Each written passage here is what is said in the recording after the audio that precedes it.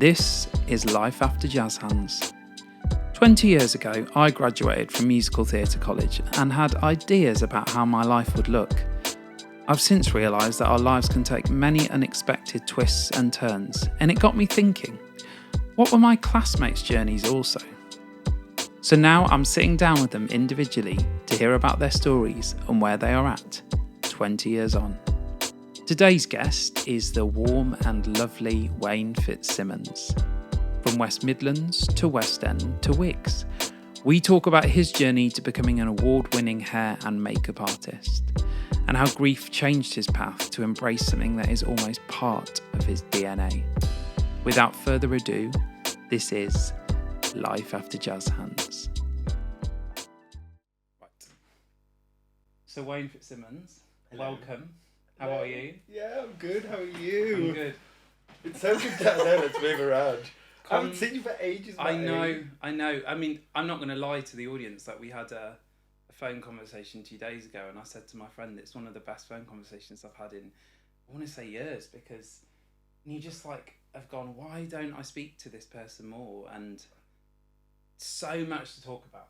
Yeah. And the thing with, we said in the conversation, didn't we, that we just pick up from where we've left off, and I think, and that is so beautiful and unique, and I came away from the conversation as well just thinking, oh my God, why don't we just need to spend more time together. Absolutely. And I to explain to people that maybe went to university the difference between drama colleges, we were in a facility Monday to Friday 9 to 6, and then sometimes we'd hang out afterwards socially as well. Yeah, so we really did get to know each other like as much as you possibly can in that time, and shared this really quite intense experience. Yeah, and I think, and we talked about it in the conversation the other night, didn't we, about, it was the kind of era before social media and before Instagram and all of that, and I don't know, I mean, our year group, class of 2004, Art Ed I think it was a really, really special year. It was,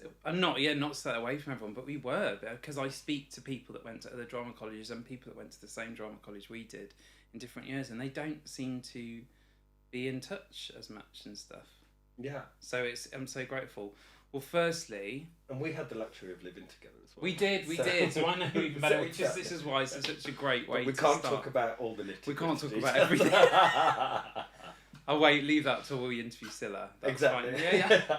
Firstly, congratulations on being an Emmy Award winner and Bafta-nominated hair and makeup artist. Oh, thank you. It's an incredible feat. I mean, no one when you get older does everything just to win awards. Like, that's not why we do it. It's just a nice accolade to receive, right? Yeah. I mean, it feels a bit bizarre to me. I'm still me. I'm just normal old me from the Maypole in Birmingham. Yeah. Do you know what I mean? And, yeah.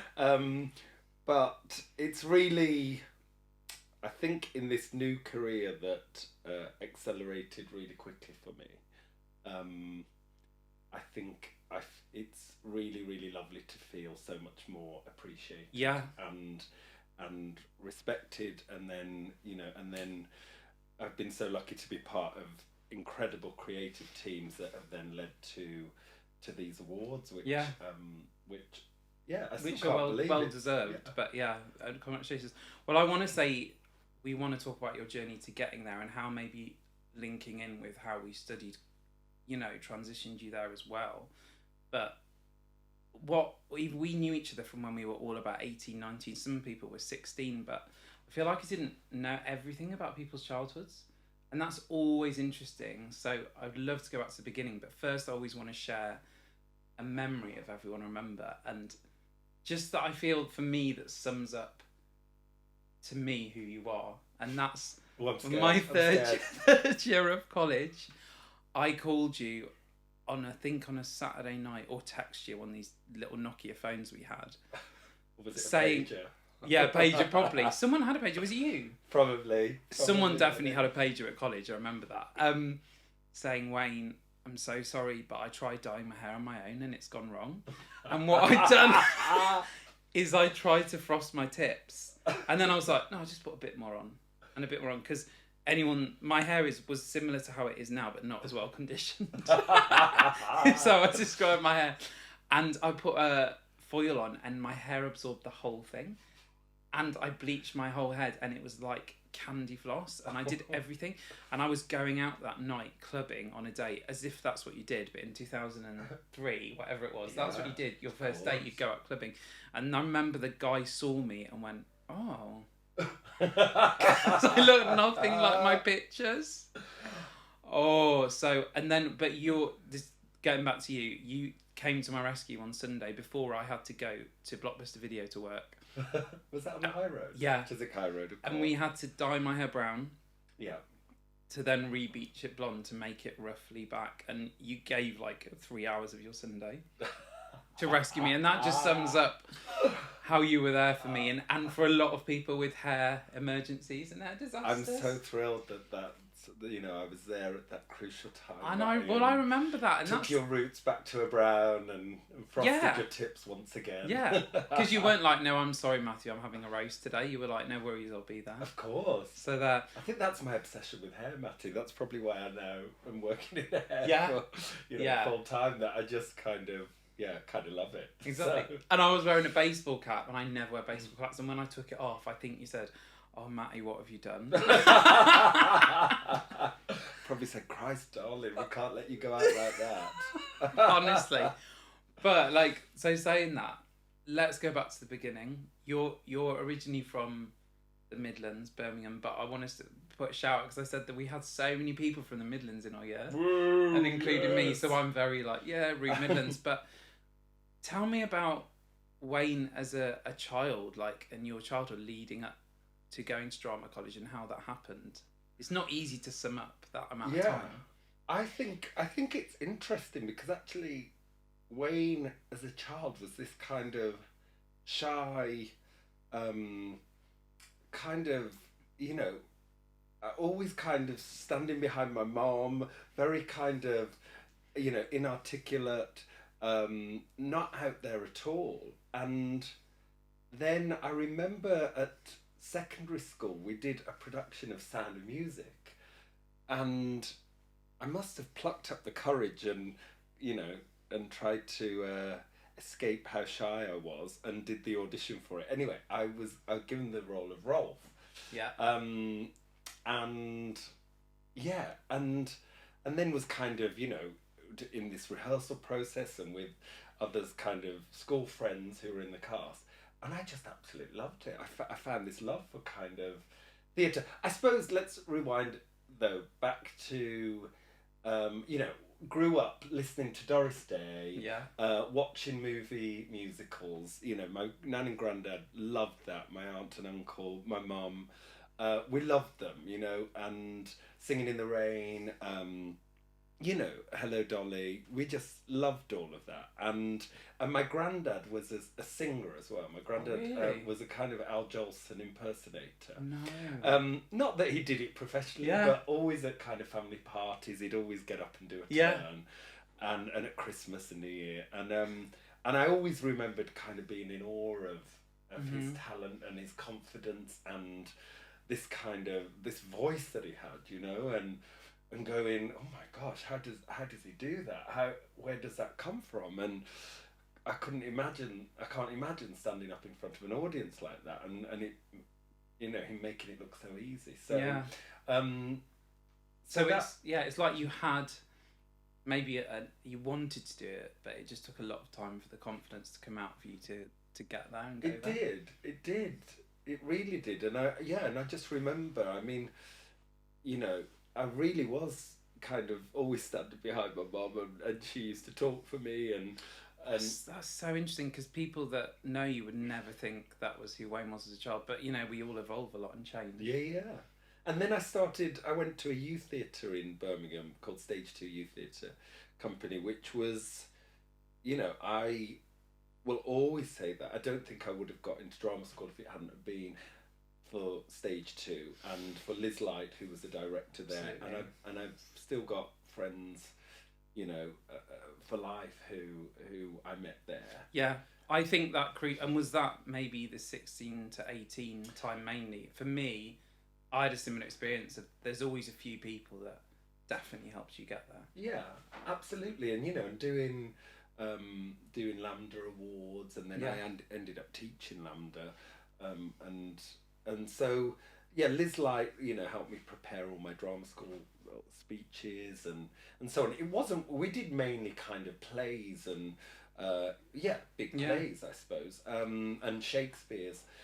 So actually, my journey then to drama school, I actually applied to straight acting drama schools, and Arts Ed was the only musical theatre course that I applied to.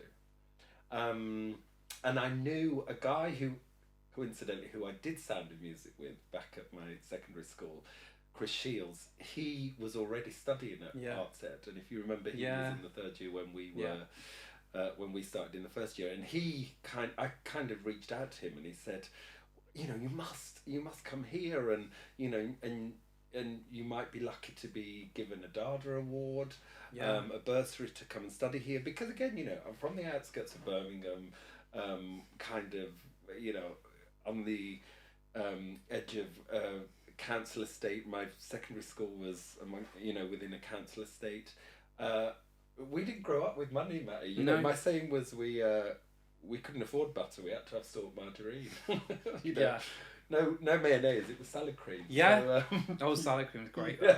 But I still love salad cream. Yeah, me too. Anyway, we're going off on a tangent. No, but it's that is. I love the fact you brought that. We were talking about it the other day that we were very lucky. We went to college in this time where the arts were so funded, and the Dance Drama Awards, from what someone said, they do still exist, but there were so many when we went to arts. So I think nearly 70% of our year was on them, which is incredible. Yeah. And obviously you still pay like university tuition, and I feel like what that did do is it gave people that usually wouldn't have had the ability to go financially to go, which is such an important thing to talk about, which worries me now, all the people that have the talent that maybe can't go. Absolutely. And it just yet again, as people talk about making the arts such an elitist thing, which it never should be. It's all about someone's talent and their passion for it. So and I think what comes with that, those diverse characters, then, absolutely, and that's what we got. Yeah, and that's why there was that fascination, I think, of people and interest in each other within our year group, because we all came from all these different walks of life, and then we all landed in lovely Chiswick. Yeah. And I think, coming from the Maypole in Birmingham, I think no wonder I now call Chiswick my home, really. And even though I don't live in Chiswick now, but it will always be, I always have just such fond memories of Chiswick, and it will always be my home, because I feel it's where I actually found myself. It's where I grew up. It's where I made friends for life from our year at drama school. I agree, and I hear that, and we were so lucky Chiswick is quite a beautiful place, whether people you like it or you don't.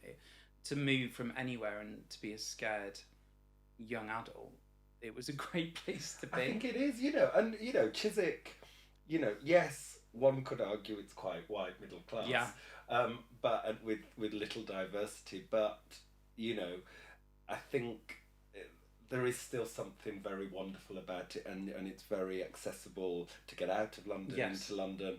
I always think Chiswick High Road is like being abroad when it's warm. Yeah, when it's warm, I agree. And you're sitting outside these restaurants. It's like you're abroad, and it just has an energy, and we have just definitely our year group has some fond memories. Yeah, absolutely. Friday nights and Saturday nights. So coming to Arts Ed, was that you basically explained, like, did you ever think, I want to go to drama college, that's what I want to do? And let's actually quickly sidetrack, actually. In fact, let's go stop and then go. So, well, let's talk about your hairdressing, because you were already doing it when you got to... So how did that happen? So my mum was a hairdresser. Yeah. And, basically I grew up... Well, my first memories was kind of, Mum used to do a lot of hairdressing at home when we were very little, my brother and I. And, gosh, I couldn't have been loved any more by my mum. And, and it was... But she was a single mum looking after two boys. And, you know, I remember her telling me she'd sometimes have to go up the road to the supermarket and bump into friends and say, "Oh, you need a fringe trim or something," just so she could earn some money to put a meal on the table. Hustling. That night. You know, and God, I think that's where I get my work ethic from now, because you know, I'll work. You know, I've got such a good working you know, mentality. So yeah, Mum used to do lots of mobile hairdressing at home. Her friends used to come round. It was always like a social, you know, and I'd be neutralising perms in the kitchen sink, you know, while she's pulling through highlights through a cap, you know, and which you did to me many times. Yeah, and it very was painful. Put the old-fashioned cap on and pull those highlights through, you know. And my brother, you know, we're very, very different. He's kind of certainly more alpha male than I am, and he'd always be watching the football in the lounge, and you know, Mum and I'd always be in the kitchen, and I'd be assisting her doing her hairdressing. And it's honestly a skill that I don't know whether I was just born to do it, or you know, I've just absorbed it from her.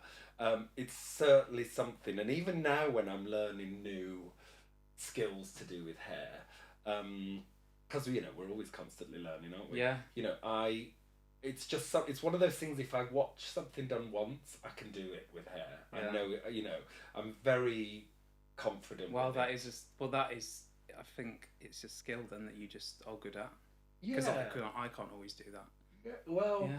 And I love it, you know. I was always fascinated by it and the creative aspect of it. So, and then, you know, on a Saturday, Mum used to work in Hobnobs and Dickinson's in King's Heath, and you know, with all her friends, Yvonne, who ran the salon, and again, it was just this huge social, and I'd do all the, you know, washing all the old ladies' hair before they're having a shampoo and set or a perm, and then they'd tip me, and it was just, you know, it was wonderful. I have such fond memories of that, and then I did my A-levels after secondary school in Birmingham, and then I had friends who were working at Tony and Guy in Birmingham, and they said, you know, come and work here, and so I did for a year, and I kind of, you know, went through my training there very, very quickly. Yeah. But I was cutting hair before that. I think I Yeah. did my first haircut when I was about 13 or 14. Wow.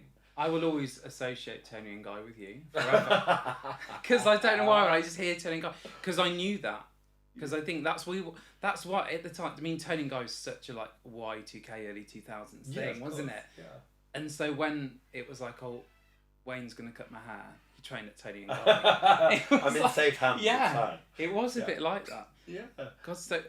Yeah. So and that all went. You know, that I think I look back now, and actually that was. Whether I knew it at the time, I'm not sure, but it was such a clever move in a way to you know, have that year out after A-levels, work there, and have that under my belt to move forward. You know, because when I then moved to drama school, you know, my mum couldn't financially support me, so. As you know, my hairdressing got me through drama school. Again, I think I kind of, you know, took on a bit what my mom used to do, and just go up to people and say, "Oh, would you like your hairdo?" You know, or I could cut your hair or cut and colour it, and let's play around. And it was word of mouth, wasn't it? Really? Yeah. Like it was be like, oh my god, did you see Wayne's just straightened this person's hair? I want my hair straightened. Anything like that. Yeah. Oh, the straighteners were big back then. Yes. And it was we want to say that like. Whether you were a heterosexual male, gay woman, everyone had them. Yeah, do you know what I mean? Yeah. Absolutely. All the boys were straightening their hair pretty much. It's so funny. Where it's just funny now because the damage I must have done. It's taken about 20 years to recover. I think, you know, and it was just such good fun. You know, I remember doing people's hair in the boys' changing room at Arts Edge, you know, and people are coming in after jazz classes having showers, and I'm kind of putting a colour on Neil Christie's hair and making him look like he's got a cat's wig on. You know, I look back at some of our pictures and you just go, you know, and these were real kind of 90s, very Tony and Guy kind of, you know, sharp styles. Yes. And the colouring as well, you know, and I look back at it and you go, God, you wouldn't do that today. No. But God, people just were like, yeah, do what you want, you know, and we just, you know, and it was just such fun. It was, and it was a really nice social aspect of college as well. Well, thanks for going back to the beginning and explaining that, which is going to help us to learn how you've got to where you are now. But we don't want to focus too much on college because I think it was such a personal thing, and it's so hard to talk about it because it was just so intense. But how would you sum up those 3 years of college? I think, Matty, that I can hand on heart say that it was 3 of the best years of my life. God, I feel a bit emotional. Because it really was. It was just transformative. It was epic. It was, and I don't think I've ever had so much fun since. I've had such a good time. Life's been taking me everywhere, work, abroad and just in so many wonderful casts, and companies are now in productions doing hair and makeup. But God, we had some fun, didn't we? Yeah. We just, even, the fun though, coupled with this kind of military training, and I went to drama school as a non-dancer. Yeah. And I remember when I did the audition and we had the little interview on the day with Chris Hockin and everyone, and and I honestly, hand on heart believe again I wouldn't have done the shows that I did if it wasn't for Chris Hockin. And I remember him saying, your ballet audition was absolutely appalling. You didn't know anything that we were talking about. And I said, yeah, you were using all this French terminology and I just didn't know what it was. I thought you were talking about a cooking recipe. And he said, but the thing is with you, Wayne, is that you look like a dancer. Yeah. And he said, and we would really love to offer you a place, but we've got to turn you into a dancer. So this is going to be 3 years of really hard work for you. Are you up for that? And I was just like, yeah, absolutely. Gosh, the irony that then I ended up, in my 16-year professional performing career, the majority of the shows that I did were dance-based shows. Yeah. And I couldn't, without the dedication of the staff at ArtsEd and I spoke, and I put in the work as well. You did. I can hand on heart say, I don't know if it was that extra year that you had out, that you had, a lot of people were focused, but you were one of the super focused people. You were, and hard workers. I just loved it. It's such a, you just feed off it, don't you? Yeah. I think the industry as a whole is like that. It's so, you just kind of, if you want it so much, you just absorb it all. Yeah. It's infectious. It's addictive. There's an addictive nature to, I think, this industry and the people in it, and the vibrancy and I suppose the endorphins that you get from it. It's like a natural drug. It is, and that's why you look back at what we did 9 to 6 and you think, physically, how did I do that? Because we were just getting endorphins like every hour. Yeah. From what we were doing. And because we loved it as well, yeah. Yeah, and the variation within that from the, all different styles of dance to choral singing to, to the acting side, to the voice classes. We just had... Linda James, absolute icon. I mean, I used to just love speech classes. Yeah. So much to cover, isn't there, about college? Yeah. You never lose that, two toes, totally tired of trying to trot to catch me. And you go, and I agree. I can look back at so many, not all of the teachers, and just say thank you, because they really did help us and get us to where they were. And I think that was always amazing, the progression in being a dancer, where it got us to. I felt very safe there as well, Matty. That's really important. I think within that building, and I'm just talking for myself here, but I felt there was a love and there was a safety and there was a security from the staff, from from from the top, from Ian Watt Smith, there was such love and care, and yes, it was quite brutal at times, and teachers were quite harsh with you, but it all came from a good place, and yeah, I loved that building. I loved the energy within that building, and I loved every single department from the the the um the cooks there. I remember, Yes. from John in the library to the wardrobe staff to the lighting staff. I think it was just such a family. And Absolutely, yeah. And I love the fact you said that is just you speaking, because I don't want to take away for anyone that has had bad experiences, because everyone's experience is different. But I think that's the thing though, as going as an 18-year-old guy who was out, who was a gay guy, who knew what he wanted to do, to go to a building that was safe was very important back. Of course. It was still 2001. Things were different. Things were changing, but they weren't where they are now. And there's still a lot of work to do now. And I think that is a really important thing to say. But I think, and because of that safety and security, that enabled people's confidence to grow. Yeah. And feel and realize who they are, who the real person is within them. Yeah. And know that they've got their tribe around them who has their back. Absolutely, yeah. Well, I want to talk about friendships, but I feel like we'll go back to that. But so Wayne it's 2004. We're graduating. What was your expectations of going out into the big wide world versus the reality of what you were actually faced with? Because I remember them saying to us, I'll never forget, it's really hard out there. And we were all like, yeah. But they were like, no, it's really hard out there. Well, I'm laughing to myself because I'm sure you remember this, Matty. But so if you remember, I left a little bit early, didn't I? Do you remember that? I don't know.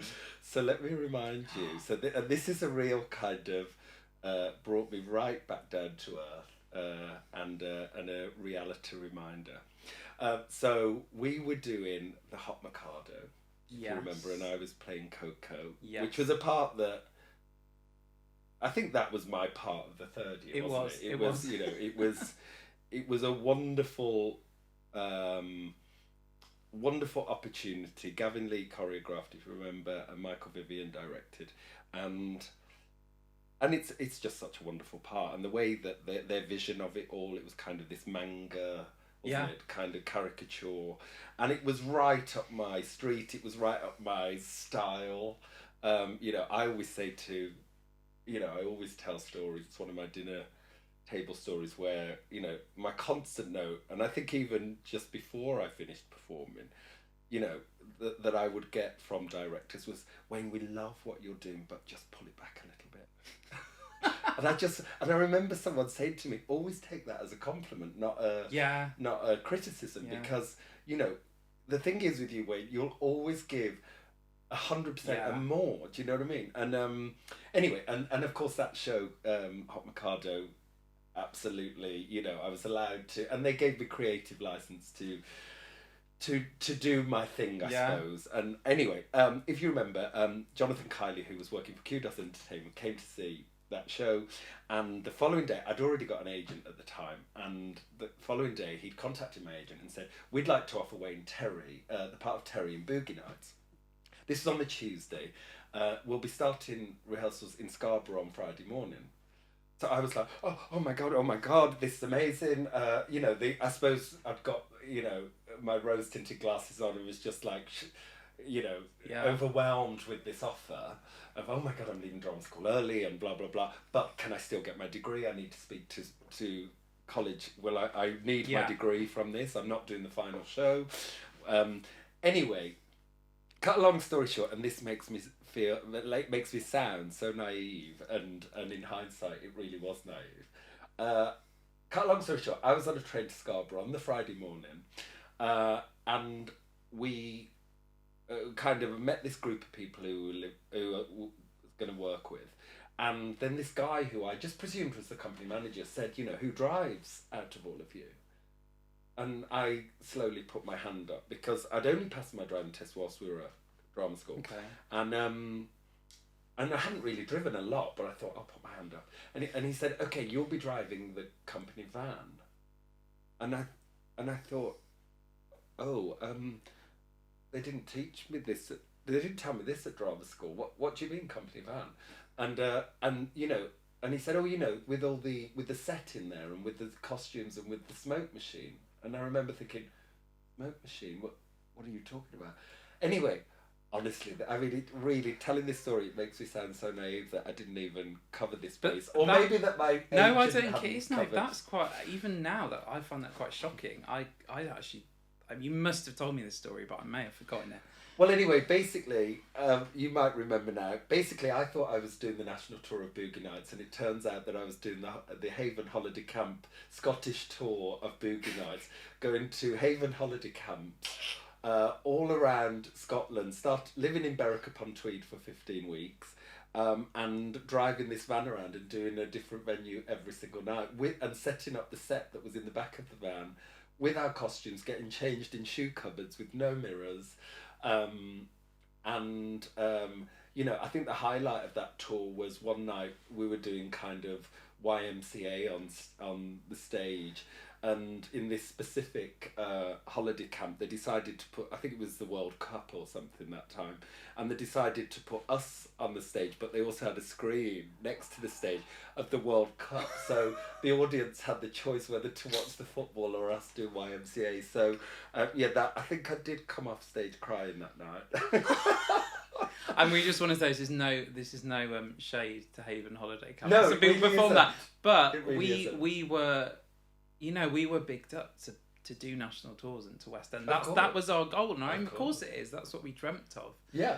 But in a way, I suppose what it would mean going forward is that when you did do other things, God, how much you appreciated them. Oh my God, Matty! I literally, honestly, my entire performing career, I suppose I wasn't that shy boy anymore. And honestly, there was times when I reminded certain cast members of what the alternative options are as a performer, and it made me so grateful. And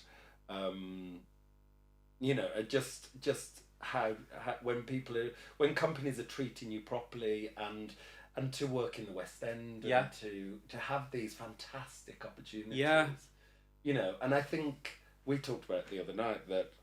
Again, the nature of the industry is that the highs are so high. Yeah. And actually now I'm not in that performing world. Nothing can compare to those highs of performing. And it was just something. It's addictive. And then the lows are quite low, aren't they? They're just. I definitely want to talk about highs and lows, and we just want to say to go on. You had an amazing career. Like when you look back to like Wayne graduating college, what you wanted to do. These aren't even all your credits, but Guys and Dolls, the West End, Lord of the Rings in the West End, Chicago in the West End, which I feel was that was like Wayne's. That's what everyone maybe expected you to do that show. I think it was. Yeah. I think it was, and it was. I loved Chicago. I loved it, and I loved the nature of that show. I think I learned so much in that show because you sit on the side, as you know, as a performer, you kind of watch the action every single night, and the turnover of principals in that show was so regular. Yeah. And you learn how to do it and how not to do it. And I was really lucky in my second year of Chicago to understudy Billy Flynn, and I went on,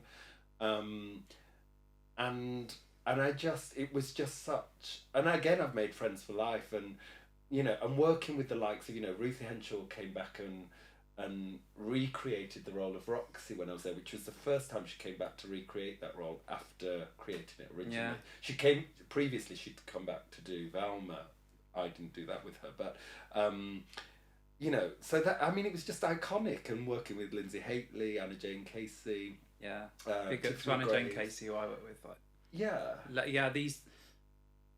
I loved working with people that had been doing it and just kept doing it, because that's the hardest thing. Yeah. It's to just keep going. Yeah, and that admiration for these kind of theatre stalwarts who, who are so good at their craft, you Yeah. know, and you just watch them, you know. I remember watching Ruthie one night in Roxy Monologue, just thinking, literally got the audience in the palm of your hands. Yeah. And she was doing very little. You know, there's kind of, she's being kind of quite minimal at one point in the monologue, and I thought, God, you could have heard a pin drop. It was literally, it was fascinating to watch that skill, and it made me grow as a performer because I loved that so much. And were you still, what people never talk about is you were working pretty consistently, but you weren't. No one is ever working completely consistently. So what were you doing in between?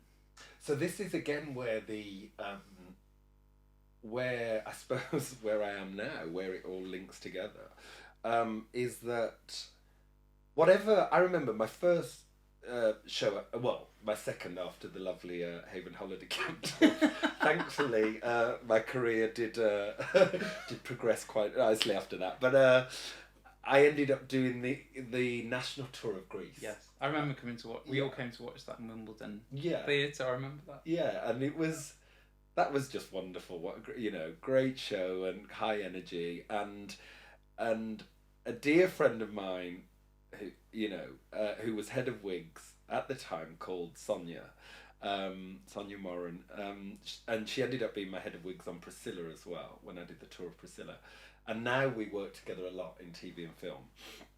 And I remember in between, kind of, when I wasn't on stage in Greece, you'd have your breaks and whatever. I'd always go into the wig room and say, and from my hairdressing background, of course, I'd be a bit like, oh, can I come and play? Can I come and do a Frenchy wig? You know? And she'd always be so kind of, yeah, of course you can, come and play, and lots of rollers in. So I started off doing that, and then when in between shows, when I'd be auditioning, I had, I'd made the friends who were either working in wig departments in the West End or head of wigs, HODs, and then a friend of mine, Helen Keane, she was head of wigs on Phantom of the Opera in town, and she gave me the opportunity to go and do what you call swing wigging, which is basically you don't work on the show full time, but you learn the show plots. So every show has different amount of show plots, and it's basically quick changes within the show of putting wigs on, taking the wigs off, and learning and doing the kind of the half an hour call, getting the lead actors ready, or the ensemble, and Phantom, in terms of musical theatre, it's kind of the best show to learn period hairdressing, which is what I've ended up going into now in TV and film. That is kind of my strength, the period side of it, and it's a more interesting side of it, to be completely honest, because it's really fascinating. So Phantom, you learn all these, it's 18th century kind of big powdered wigs and waves and different techniques of setting and dressing out wigs.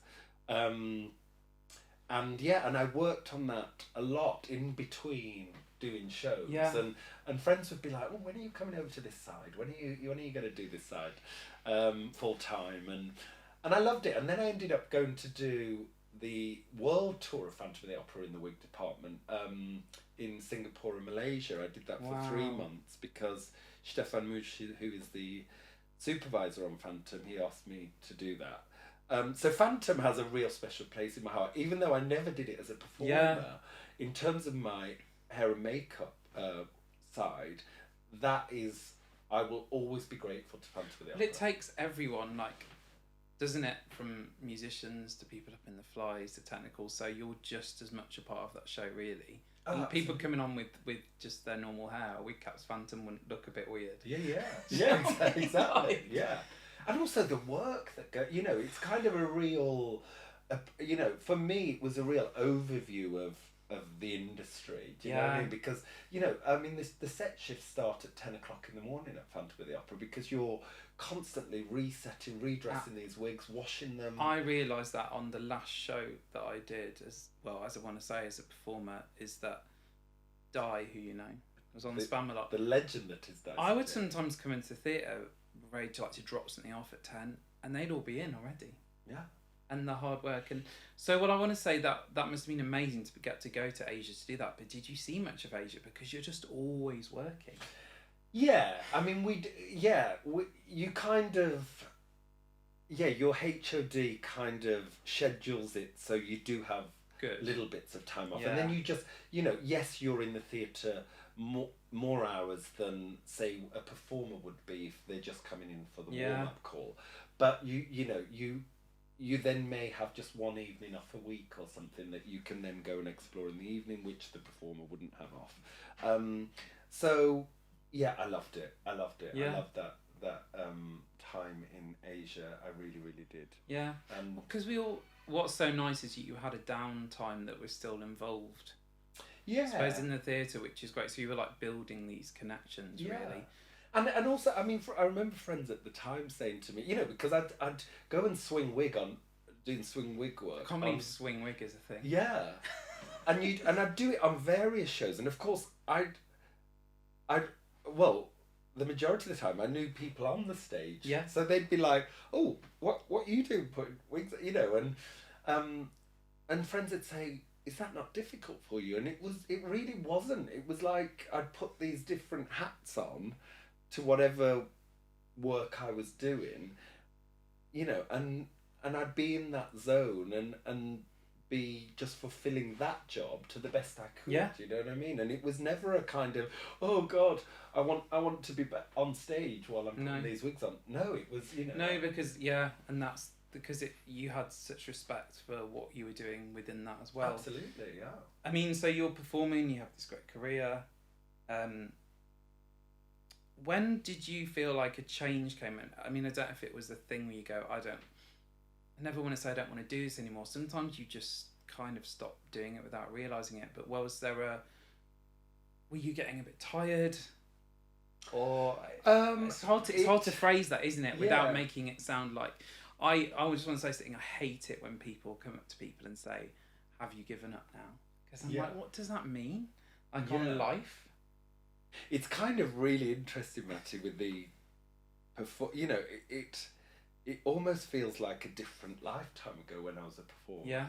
And I went to see La Cage aux Folles over the summer here, and you know, we had drinks afterwards, and one of the cast members who I know, you know, came up to me and was like, oh my God, it's Showbiz Wayne. And I went, my God, I haven't, like, people used to call me that in certain, you know, in certain casts and whatever, because, you know, I think it was because my zest for performing and loved it. I loved it so much, and yeah, but it's kind of coming up to like 6 years since I've performed, you know, and so basically going back to your question, you know, my mum passed away in 2018 in the January, and it was. So I kind of I moved home for 8 months to Birmingham, and I'd just finished, she was diagnosed when I was doing Billy Elliot. Billy Elliot, you know, another massive highlight of my performing career. There's something very, very special about that show. The cast was extraordinary. The kids, we were constantly in admiration of these children. The kind of raw reality of telling that story every night, and there's something very non-musical theatre about that show. I agree, and it's such an important story. Yeah. And we, you know, and I remember the first day of rehearsals, we were sat down. We didn't even do a meet and greet, and we were shown this 2-hour documentary about the 1984 miners' strikes, and it was. You know, and there's an extraordinary resident director on that show who wanted, you know, if he smelt any kind of musical theatre acting, he would literally call you out on it, and it was just wonderful. But it was and even leaving that show, with the 4 Billy Elliots we had, it was the most traumatic kind of time in leaving a show, because we kind of had four last shows with each Billy Elliot. Yeah. And it was, I remember kind of go, Wayne, come on, you're meant to be a northeast miner, and we're doing the last walk up to go down the mines. And I was literally sobbing watching this kind of, young Billy Elliot have his suitcase in his hand and his parka jacket on, and just kind of my shoulders kind of going up and down. I couldn't even sing because it was just like so emotional. And I think coupled with that was when my mum was diagnosed with her cancer, and and it was, it kind of became an obsession watching the incredible Annette McLaughlin, who played Mrs. Wilkinson, deliver the Dead Mum song every night. It was a real kind of, it was a kind of surreal kind of, what was happening in my real life to this kind of stage performancing. And it was tough. And so I decided to take some, move home, because my mum was diagnosed with terminal liver cancer. And it was a real turning point in my performing career. During that time, I decided not to audition. Yeah. Well, I say not audition. I did 2 auditions and I got them, and it was for stuff in the future. It was a tour of the Beggars Opera, a European tour, which I ended up doing. And it was for a short production of Company up in Aberdeen. But then I didn't do any performing, and Mom sadly passed away after 13 months, and it was a real, I think we talked about it the other night, it completely changed me as a person, Matty. Yeah. I think how can it not? She was so part, you were very close and she was so part of you, and I remember I want to say I sort of remember so most people's parents at college, and like just having that's all a thing, like it was all of our families in a way. Yeah, it really was, wasn't it? And we had many a time when all the families would get together. And, and she loved, my mum loved it and was enormously proud of everything that I did and my friends. And but it kind of, I think it took away, I lost a strength in that time, which I think I've got back now, but I lost a strength in terms of wanting to go into an audition room and kind of expose myself, and it really made me realise how exposed we are as performers, and that we have to have this real kind of strong resilience to criticism, to knockbacks, to to being left untold whether we've got the job or not after doing, I remember, thankfully, I go back to Billy Elliot, I did 12 rounds of auditions for that show, and I'd worked with the creative team on Lord of the Rings, the majority of the creative team, and so they knew me, they knew what I was kind of made of, what I do, but I still had to do 12 auditions, and thank God I got the job. I would have been devastated if I hadn't. But you just go, God, I really, what the hoops that you have to jump through to get these jobs, and the dedication, and what that takes out of you. It can really tire you out. Yeah. After the older you, and I want to say the older you get, it really is tiring. Well, we talked about it the other night. Yeah. I think the older we get, we all crave more stability. We crave more. Respect is huge for me, and I felt that to go back to square one after every show that I did, and actually, I am proud of my performing CV, and I kind of, writing them down last night when I sent them to you, I just thought, God, I did do quite a lot. I kind of forgot, but I got to a point in my career where I was starting to feel a little bit bitter that my CV meant nothing. It felt like it meant nothing anyway, and that I'd always have to go, because my primary work was ensemble cover work, that I'd always have to go back into a dance audition first, not a singing audition or an acting, and then I was 36 when I finished Billy Elliot, and you're going into these dance auditions with 18, 19-year-old college leavers who, will knock out a triple backflip and jump into splits and whatever, and you go, I can't compete with that anymore. I love my dancing, I love it, but I think there's an age range that producers and particularly in this, and I want to say particularly in this country, we're saying this, it is definitely a bit different on Broadway. I don't know why. Maybe it's to do with equity, and then making you work up. But and it becomes it becomes such a hard slog, and I think the older you get, then the jobs become fewer because you're not that young sprightly performer anymore. And then when you do then cross over, I understudied some great parts, did some really good fun pantomimes where I played either the baddie or the ugly sister or whatever, and I used to love it. But of course when you move over then into parts, again they become much fewer, more people up for those roles, and then the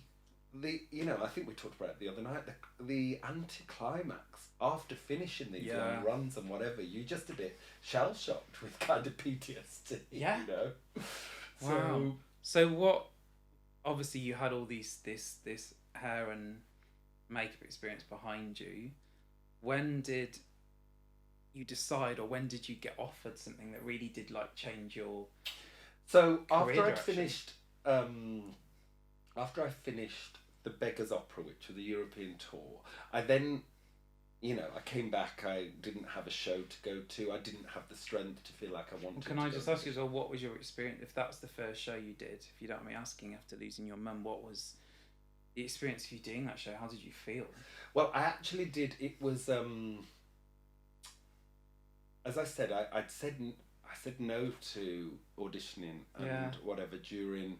Of course, when anyone is ill and it's terminal, you can't put a date on or when it's going to happen or whatever. So, so as I said, I'd auditioned for Company, and actually, Mum passed at the end of January 2018, and I'd got this production of Company, and after Christmas, I could really see that she was really deteriorating, and rehearsals for Company started on the 8th or 9th of January. And I was like, I can't do this. I can't do this. And my mum was like, I really want you to do this. So I kind of, was commuting back down to London for rehearsals, and then the third weekend I'd been home, and she just wasn't looking great at all. And I drove back on the Sunday night, and I kind of just, she just really wasn't looking great. And then I'd got the call on the Monday morning. I was just about to get up to go to rehearsals, and my brother said, you need to come home. So she actually passed during rehearsals of Company, and then I had 2 or 3 days off, and of course I had the option to not go, to just leave then and then. But I didn't. I thought, she would have wanted me to do this, so I actually went back and did the show, and it was only a 2-week run up in Aberdeen, and it was a blur. I don't know. I listened. It's funny how recently I heard with this Sundown show in town, I heard some lyrics from Company, the musical, and I thought, did I do that? It kind of. It was all a blur. It was such a blur. I can't tell you, but she wanted me to do it, and I did it. I don't know what my performance was like, but it was a very, very strange time. But and then I did the Beggars Opera, how was that? I was with colleagues and friends who I'd worked with before. I felt I was in a safe environment, but something, a light, a flame had gone out within me that I just thought, I don't know how long I can continue doing this. Anyway, so I finished that, and then I was offered that the Phantom of the Opera doing Wigs in Singapore and Malaysia. And whilst I was there, I had a phone call from a very dear friend. Gosh, this all sounds doom and gloom. I'm so sorry. We will get chirpy and happy again. But it's my wonderful dear friend called Mark Pilcher, who was my head of Wigs. I think so many people know and respected. Yeah. So, yeah. So he was my first West End show, Guys and Dolls, after I'd done Grease the Musical. Mark was my head of Wigs, and we got on like House on Fire. He knew my hairdressing background, and over the years of me performing, he was one who would say, "Come on, when are you coming over to this side?" So I remember I was in Kuala Lumpur, and I get this phone call from him, and he said, "Wayne, I've been offered this new Netflix show." I said, "Oh gosh, what's that?" And he said, "I've been offered to be hair and makeup designer on Bridgerton." Of course, none of us knew what Bridgerton was then, or the epic kind of nature thing that took over the world. Yes. And Bridgerton was launched, in COVID times, wasn't it? So I think we were all watching TV at home, stuck at home, and it became this big phenomenon. Anyway, so Mark had said to me, "I'd love to have you on my crowd hair and makeup team. Would you be interested?" And I was like, "Mark, I've never done TV and film before. What do you mean? Like, will I be able to do this?" And he's like, "You'll be able to do it with your eyes closed. You'll be fine." And I was like, I said, "Oh my God, can you just give me a day to think about this?" And so I did, and I thought, this opportunity kind of just landed in my lap. And I just thought, you know what, this timing is kind of perfect. My mum was very spiritual and whatever, and there was something I said to you the other night about my hairdressing work after Mum had passed that I felt closer to her when I was doing it. And so I just thought, this all just feels right, and why not? Be brave and try this new career. You don't have to stay with it if you don't want to or whatever. And so I agreed to do Bridgerton season 1, and it was a turning point in my life. It's been life-changing. Yeah. And since then, it's kind of gone a bit too fast for my liking, Matty. I said that to you earlier. I've been a bit like, can someone put the brakes on? This is like,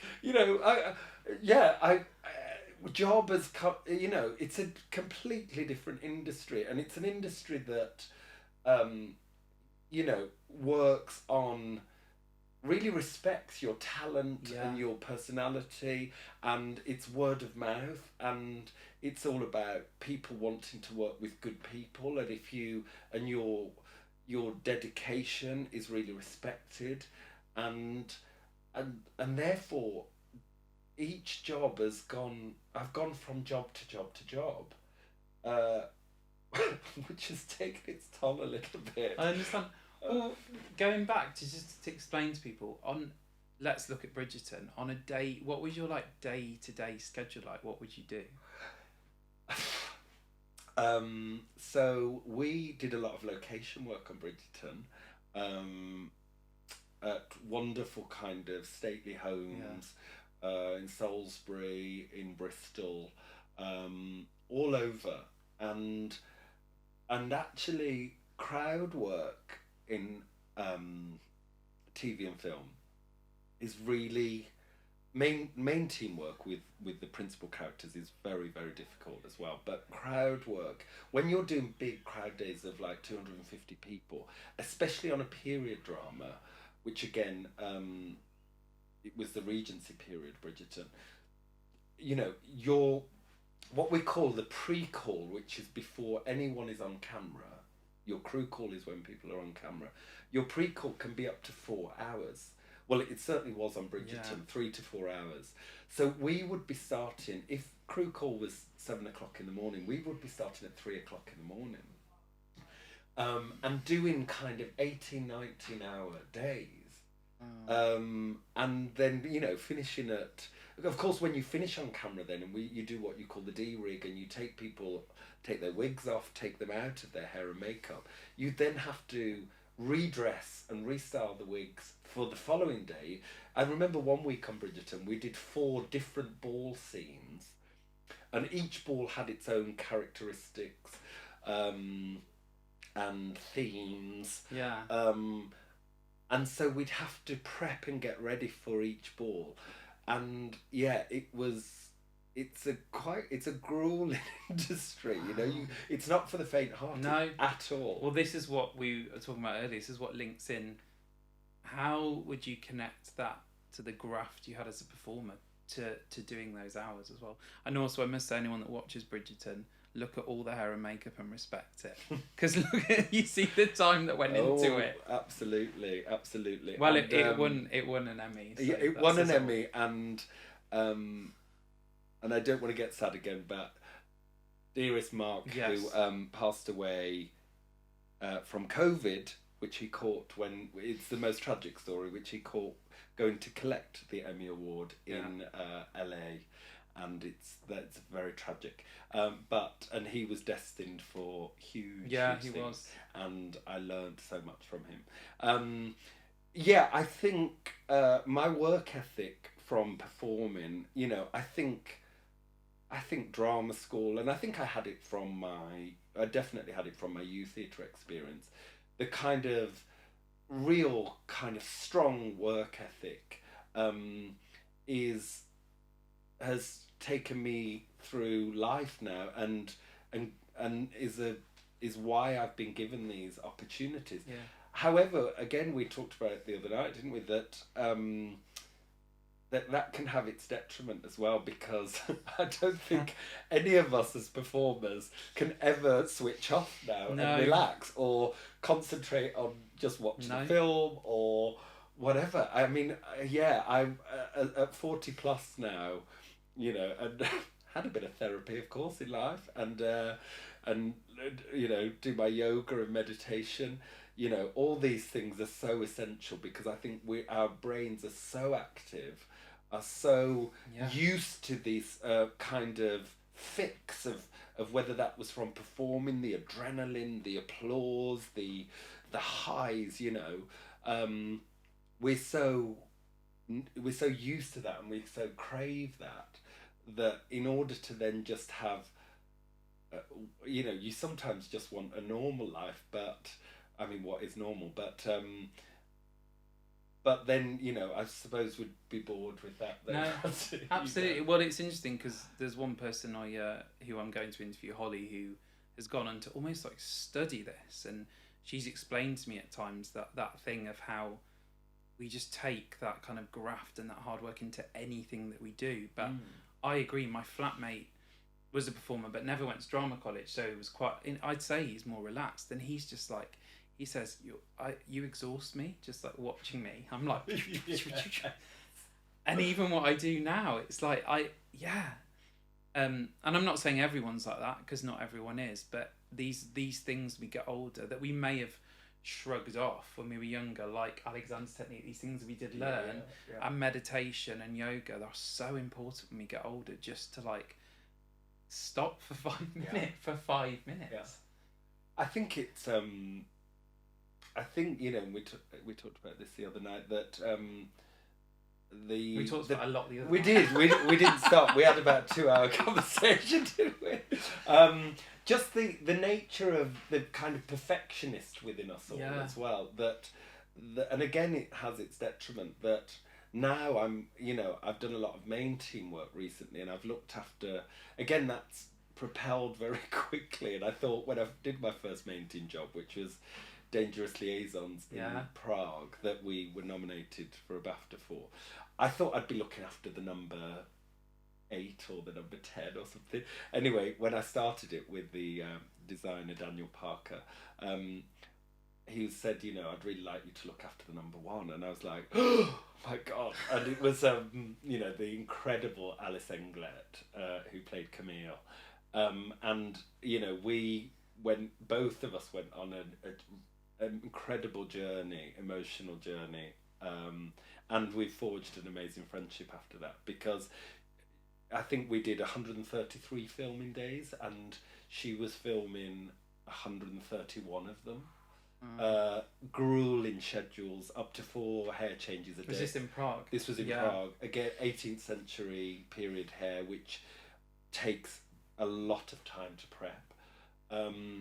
And what, from the kind of perfectionist within me that I think we get from being a performer, I'm not afraid to say, but it took its toll on my mental health, that job. And I actually had to come home and see the doctor because it was tough. It was tough, you know. And actually having an actress who you're in charge of their hair and makeup, who's on camera almost every single day in complete close-ups, and you know, and everyone, producers, directors, everyone has an opinion, of course, because they're your leading actor, of how they want them to look. Yeah, it was a huge amount of responsibility, and I now, moving forward, have to be very careful of how deep I take that on, you know, because yes, I care and I love my work and I'm a perfectionist, but I can't allow it to affect my because some of it is in our head. Because I think this is maybe what you're saying, is that you would have done it and then you doubt, or maybe that's not good enough in this, or just so how, if you don't mind explaining, how would you describe it did affect your mental health? It was just all so consuming, you know. I think, you know, there were 15 various different hair and makeup looks I was juggling. It was just, my brain, you know, was working at 100 miles per hour, and I was waking up with heart palpitations in the morning. After a film that I did last year, which I did 54 night shoots in a row, I had to come back and go on a heart monitor at the hospital and he said, "What do you do for a living?" And I said, "Oh, I'm a hair and makeup artist in TV and film." And he said, "And what hours do you work?" I said, "Oh, you know, I've just been doing 54 night shoots in a row." And he said, yes, okay, so this, you've got to start looking after yourself a little bit. And kind of, you know, a friend of mine says, you know, Wayne, you do everything 200%, and you must remember we're not performing heart surgery. Yeah. You know, we you know, yes, you must care, you must love what you do, but you must try and learn to put it into perspective. And this is where, luckily, I think this is the positive thing about the industry as a whole, where we're getting to, that people are actually talking about this more. Because I think when we did leave college, it was like, you just do it. If they say we're working all night, we would have done it. Yeah. And I think that's a very positive thing, because I think a lot of people have, I'm sure everyone, mental health isn't this thing that people have or they don't. It's a thing. Yeah. And it's how you look after it. It is, and it's, it's, you know, we've got that Dr. Theatre mentality, haven't we, that we were taught, and the show must go on and you have to keep pushing through. But I think the older you get, you certainly have to, you know, I of late, you know, especially doing all these hours, I can start feeling it internally. I can start feeling kind of organs, kind of, you know, it sounds bizarre, but squealing out at me, just going, "What are you doing to me?" You know, and then again, you know, when I finish these productions, it's such you end up having a month of kind of PTSD, because it's so abrupt to go from 19-hour days to nothing. And kind of having to shed all that kind of load of work. So we must think about ourselves, because life's very short, isn't it? Absolutely. You know. Well, let's talk. Well, what I didn't do is let's just talk about the credits that you've done so far. So Bridgerton season 1, which won an Emmy award.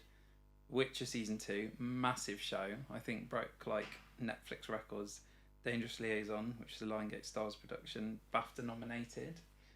The Crow, the film remake, which is yet to come out, but that's super exciting. And The Wheel of Time season 2 and 3. I mean, that I know all those. Yeah. That's like a massive thing. So like, how amazing that you have all these credits, and that is just so far. But I'm so pleased that you are very consciously not just going, what's my next job? You're going, what's my next job, and how do I mentally deal with it?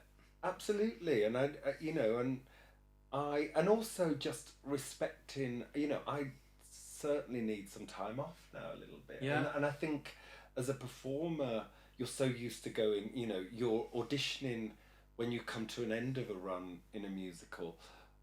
You're auditioning for the next job, and you're constantly kind of taught and crave that next show. But actually, you've got to respect to have some time off for yourself and live a normal life. Have a bit of a normal routine, which as freelancers we don't tend to have. Yes. Do we, Matt? We don't have a structure every week. It's always different. No, even when my family come and visit me, and I love them so much, it's so hard to say to them, oh, I can see you that day, but not that day, or I've got to work Sunday and Saturday. It's just not that typical. No. Come on a Saturday and Sunday and I'll be free, because I work a 9 to 5, because I never do, and I never have, and I probably never will, and I'm okay with that. But yeah, it's an interesting one. One thing we didn't talk about is your hair and makeup artist. Yes. Which is something that just, would you say, just almost goes with it now? It's definitely, I remember Mark Pilcher again saying to me with Bridgerton, a lot of the time with period work, the hair is the focus. And actually, if you're doing period drama correctly and as it was, there wasn't a huge amount of makeup used. But now, of course, we when we're recreating these period dramas for Netflix or whatever, there's a fantasy element to it. So they want to kind of more of a couture, on-trend makeup. I'm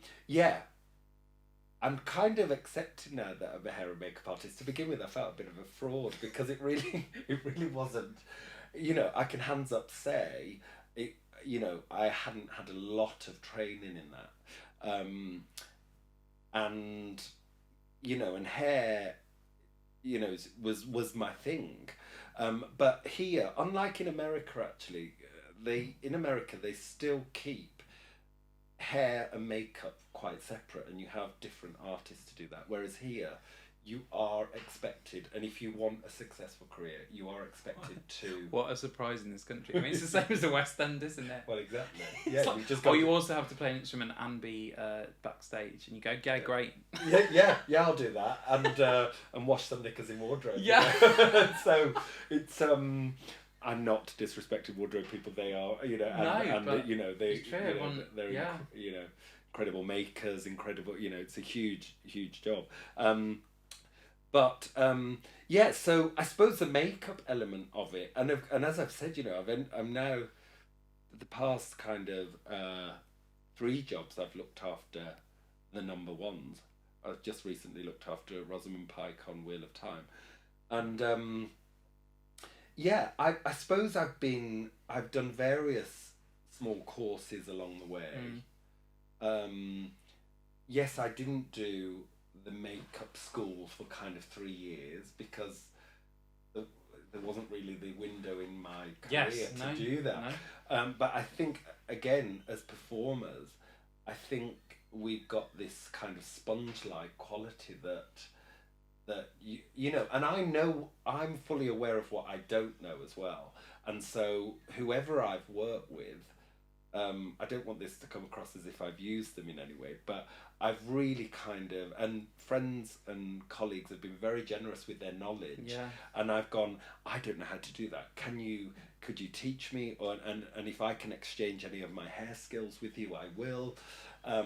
Just to and I've asked the right questions, I suppose, to learn, keep learning, and we're always learning, aren't we? I think that's the thing we learned at drama school. You're always constantly learning new things, new skills, and I love the makeup side of it. It's very, very interesting. It's really creative, and of course you've got the makeup spectrum is huge, from period makeup to glamour makeup to special effects. Special effects is a completely different department, which I've been fortunate to do some of that. I would never call myself a special effects artist in terms of scars, cuts, bruises, casualty makeup, any kind of special effects work. But I find it fascinating, and moving forward, I'd like to learn more about that. I think that what you said is, you're not using people. I think we should always ask questions whether we're in a show or not. You can go and do a show and they ask you to do a certain move or stuff, and maybe you don't know how to do it. And I do know those people still that go, I just don't want to ask because I'm embarrassed, because it's like you're a failure, but just ask. I think so, and I think it's really important. And with the makeup, Matt, I've always been very truthful to myself that if I don't know how to do something, I will always put my hands up and say, I don't know how to do that. Yeah. Because I never ever want to be caught out, and especially when you're about TV and film and the camera's so close and there's a lot of money. And they're like, why do you go, no, I don't know how to do that. Please teach me and I will be able to do it, but I don't. So yeah. One thing I want to ask as well, because this podcast is really about friendships and a family that we formed all that time ago. Friendships, I think, more ever so now are more important than they ever were, and people are more accepting of that. If you can find a partner and be with someone and be married and be happy, that's great. I'm still looking, by the way. Okay, yeah, he's available. But how do you view friendships now and in your life compared to maybe how you used to?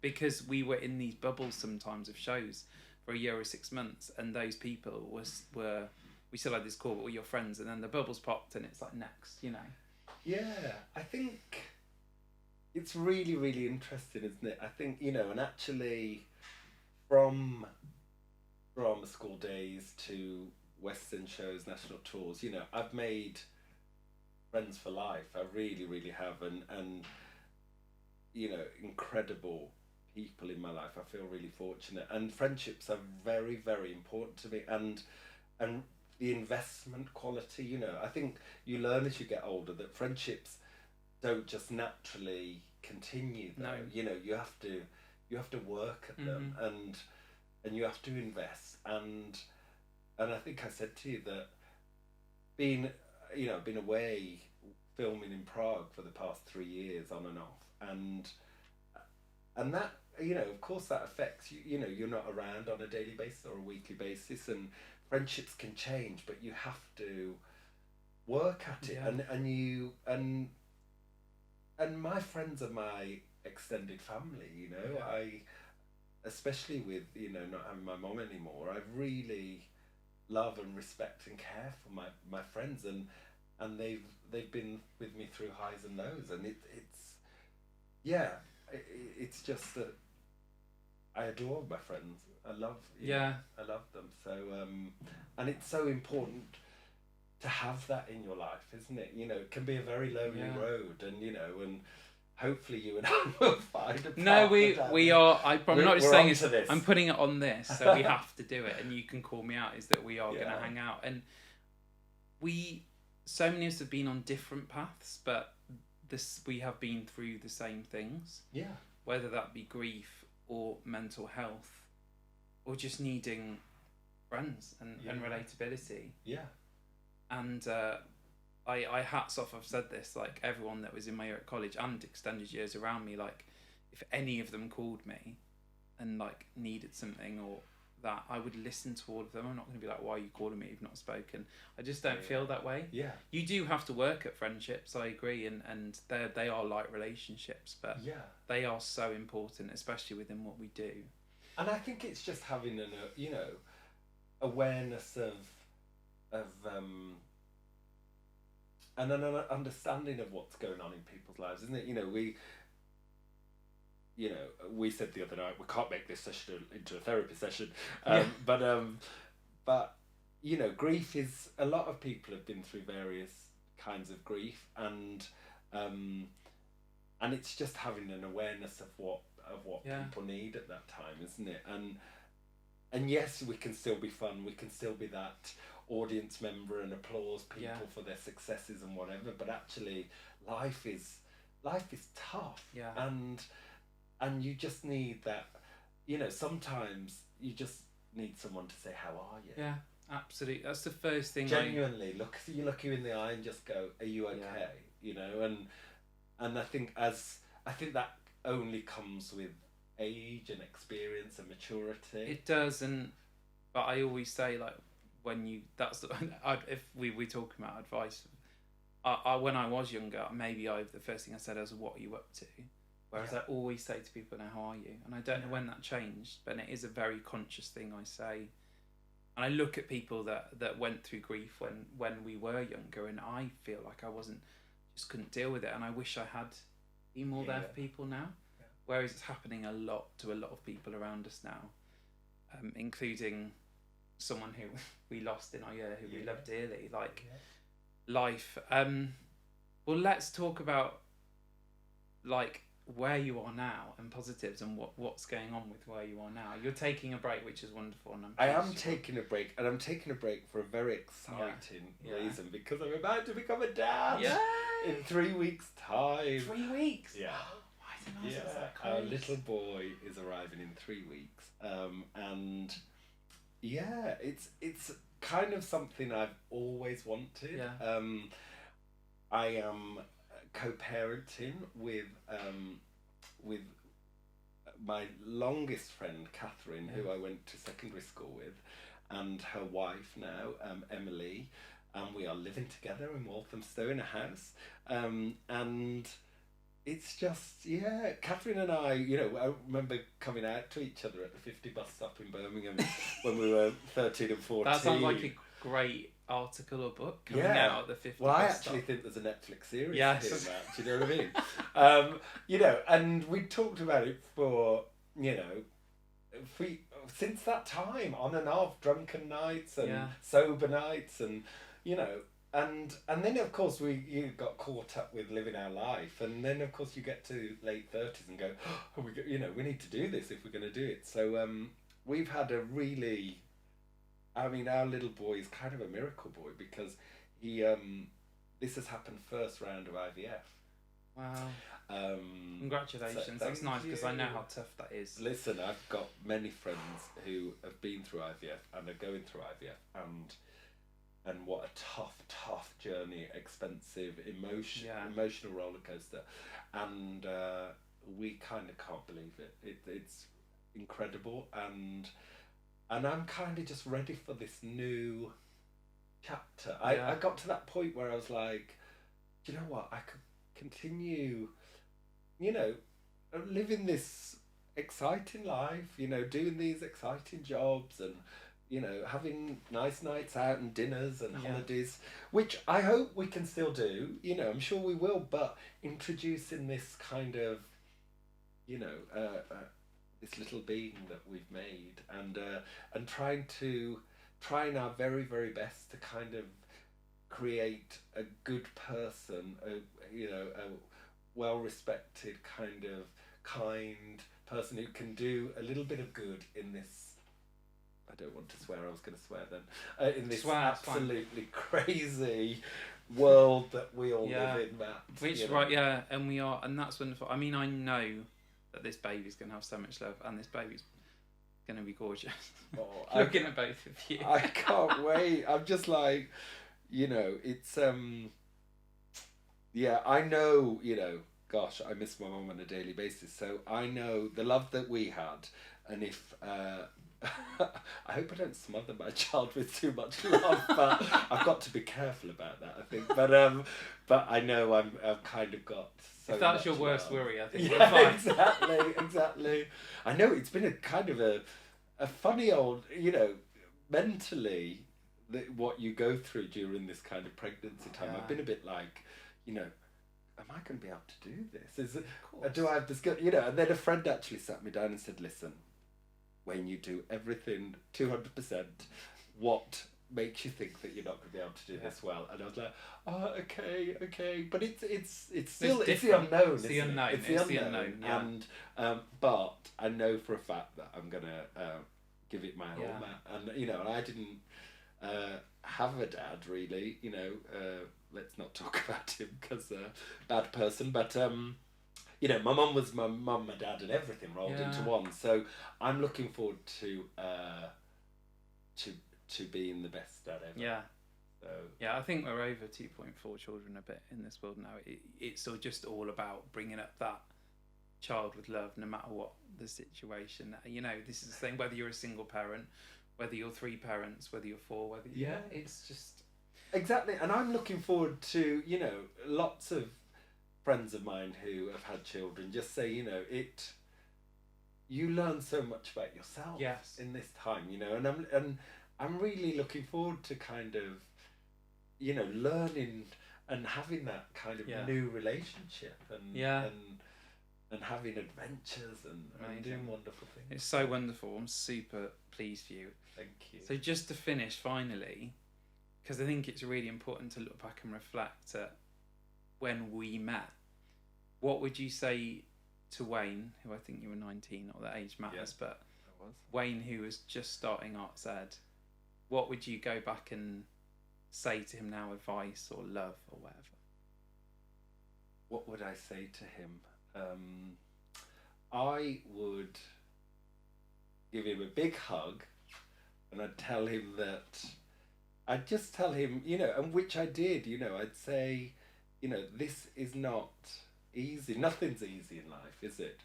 But, have that passion, have that drive, and that, starting a career in theatre, I don't have any regrets of that, Matt. I had, as I said, it was some of the most wonderful times in my life so far, and but it's just having that awareness of the bigger picture, I suppose, and trying to have, I think it was really, whether I planned it or not, one could say I did, but to have a skill is really, that another skill, which was my hairdressing, was so brilliant. And I think to anyone performing wise, have an extra skill, because that enables you to keep that ultimate passion for performing, which is not easy during the highs and lows. Yeah. But if you have another skill that you can do to pay your rent and make sure you're having fun times, to keep it all light, that's really important. And to, just to value people, respect people, and be understanding. And everyone is different. We're all different characters. We come from all different walks of life, but always try and take the positive out of every situation, whether that's at the time, if you think it's a negative or an upsetting situation, try anything. All these situations make you grow as a person, don't they? Yeah. And one thing I'll say, losing my mum was the hardest thing that will ever happen in my life.